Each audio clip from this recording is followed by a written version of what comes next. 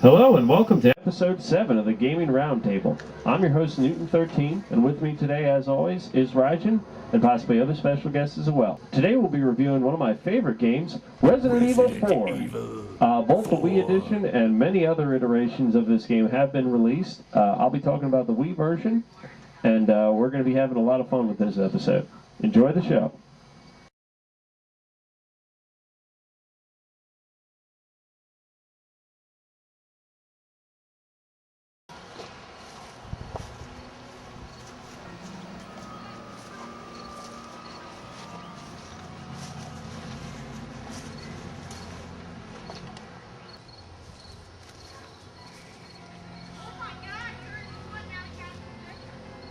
Welcome. Plenty of good things on sale, stranger. What are you buying? I guess this one. What are you selling? How about this? I'll buy it. Will that be all, stranger? Yes. Come back anytime.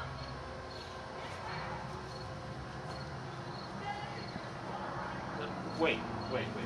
No, I changed my mind. What are you buying?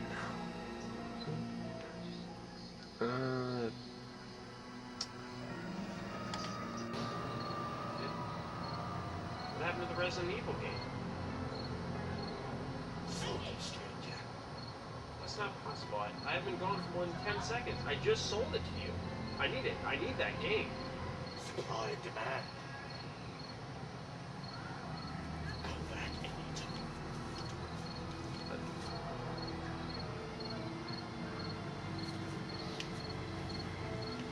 You said I needed that game.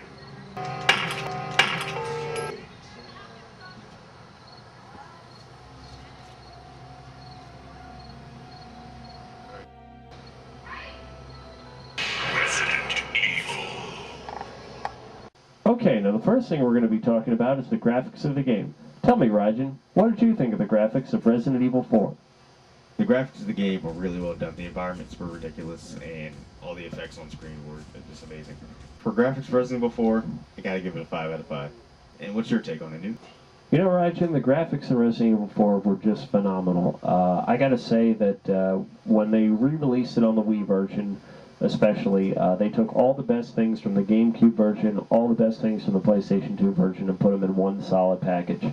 The graphics now feature progressive scan. They just look amazing. For graphics, I gotta give it a 5 out of 5.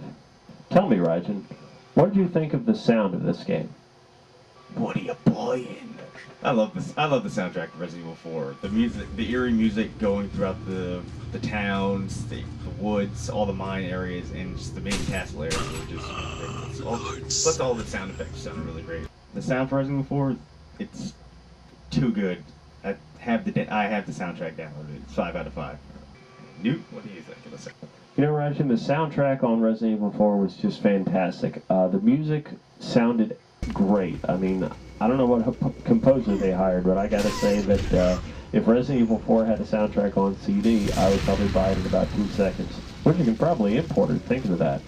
Regardless, the voice acting was phenomenal as well. For sound, Resident Evil 4 gets a 5 out of 5. In regards to the gameplay, Rajan, what did you think of Resident Evil 4?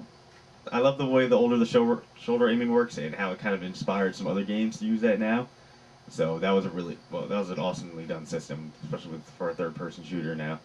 And basically, the only thing I didn't like about some of the gameplay was how, I thought, hey, I'm watching a cutscene. Oh wait, it's a reaction command. Dead. You are dead. Gameplay. Some annoying tendencies to it, so I'm gonna have to give it a 4 out of 5. And what do you think, Newt? The controls took a little bit of getting used to on the Wii version. It was a little awkward at first to have to use the left analog stick on the nunchuck to look up and down, even though you aim with the Wiimote itself.